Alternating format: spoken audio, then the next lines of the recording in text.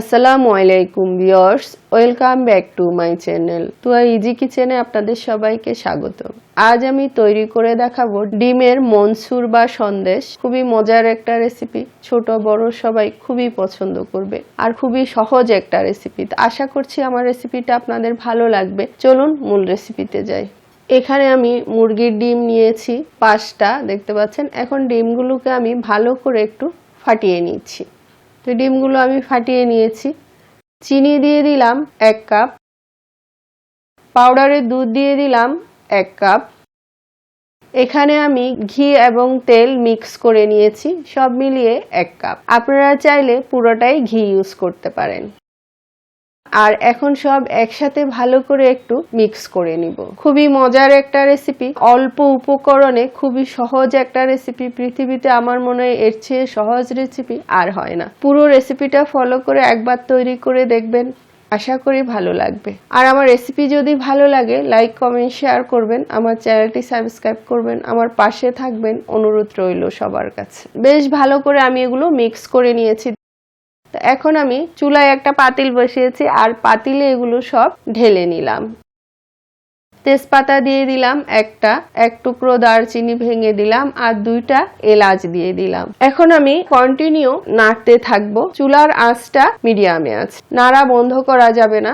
নাড়া যদি বন্ধ করেন নিচে দিয়ে লেগে যাবে। আর চুলার আঁচটা খুব বেশি বাড়িয়ে দেওয়া যাবে না, যদি বেশি বাড়িয়ে দেন তাতেও পুড়ে যাওয়ার সম্ভাবনা থাকে। নাড়তে নাড়তে দেখবেন এক পর্যায়ে মিশ্রণটা ঘন হয়ে আসবে আর আস্তে আস্তে এটা দানাদার হতে থাকবে। তো দেখতে পাচ্ছেন মিশ্রণটা আস্তে আস্তে অনেকটা ঘন হয়ে গেছে।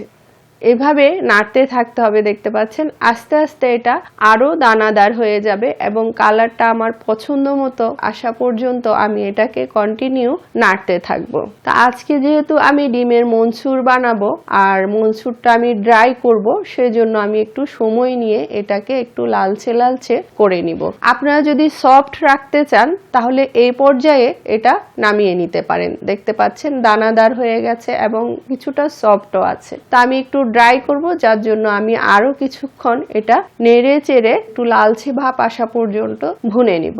আর এই কাজগুলো একটু সময় নিয়ে মিডিয়াম আঁচে করতে হবে, চুলার আঁচ কোনোভাবেই বাড়ানো যাবে না। তো দেখতে পাচ্ছেন নাড়তে নাড়তে এটা সুন্দর একটা কালার এসছে, একটু লালচে লালচে ভাব এসছে। তো আমার এটা হয়ে গেছে, আমি এখন চুলাটা বন্ধ করে দিয়েছি আর এটা নামিয়ে নিব।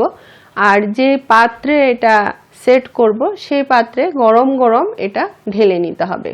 তো আমি এখানে একটা পাত্রে ঘি ব্রাশ করে রেখেছি আর এই পাত্রে আমি এখন এটা ঢেলে নিচ্ছি। এই কাজটা খুব তাড়াতাড়ি করতে হবে, না হয়তো এটা জমাট বাঁধবে না, ঝুরঝুরে থেকে যাবে। সেজন্য এটা খুব তাড়াতাড়ি এটাকে সেট করে নিতে হবে। দেখতে পাচ্ছেন কাঠিটা দিয়ে এটা ভালো করে চেপে চেপে এটা সেট করে দিচ্ছি। ভালো করে সেট করে নিয়েছি আর ছুরি দিয়ে এখন একটু এটা কেটে দিচ্ছি, কারণ এটা শক্ত হয়ে যাওয়ার পর কিন্তু আর কাটা যাবে না। তাই গরম গরম অবস্থায় এটা যেভাবে কাটিং করতে চান সেভাবেই আপনি এটা কাটিং করে নিতে পারেন।